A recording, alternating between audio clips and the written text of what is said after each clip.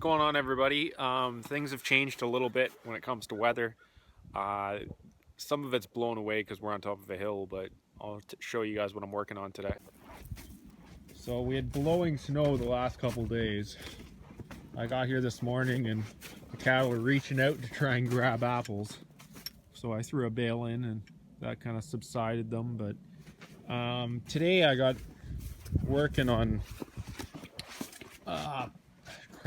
water.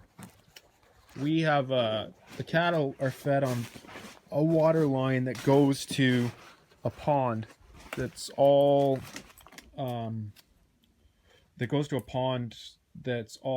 for the cattle and all the livestock. So that's why it's that green color, because it's a mud pond. But this piece right here, this is an old one that I just dug out of the shed here. It's a foot valve, and what it does is it holds the pressure so that the water can get primed and that can kind of pump it out from wherever. So this gets covered in mud and soot and crap, I would say once a year. So we had to go boat out in negative temperatures and undig it and clean it off so that hopefully it works. But I left the boat. I didn't get to film anything in the boat because I was trying not to fall in, because one guy is chopping and one guy is trying to paddle your way around a frozen lake. It's quite the entertainment, but that's what I'm working on today. I'll show you guys. I just got a primer pump here. So this is basically what I'm doing right now. If you notice that little funnel that isn't naturally there, that's the priming valve where you refill all the water all the way back to the foot valve, which holds the water, and hopefully restart the pump, and hopefully it'll create pressure and start working again. So that's what I'm working on. Tank seems to be all right. Everything seems to be all right. It's just those foot valves. If you're in a pond like the situation I am, I find at least once a year you're going to be cleaning it out whether you like it or not.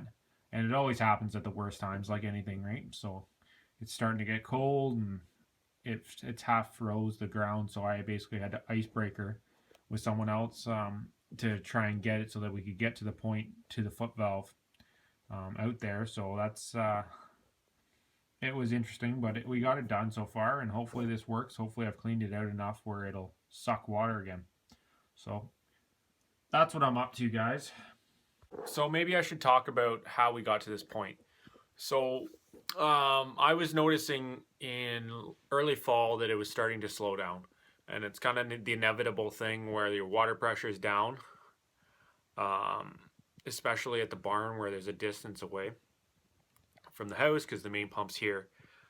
That's a sign that it might be plugged. I knew it wasn't my water tank because I know I had pressure in the house. I just didn't have it as far going out to the barn, and then it really dropped down. It wouldn't hold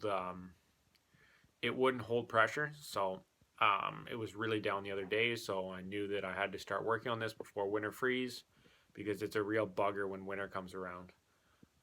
So that's why a big sign is it just the low pressure. That's how I knew that we had to start working on it and see what the issue was. And I didn't think it was the tank, so I'm working on the pump first. Hopefully it is only the foot valve that I cleaned off.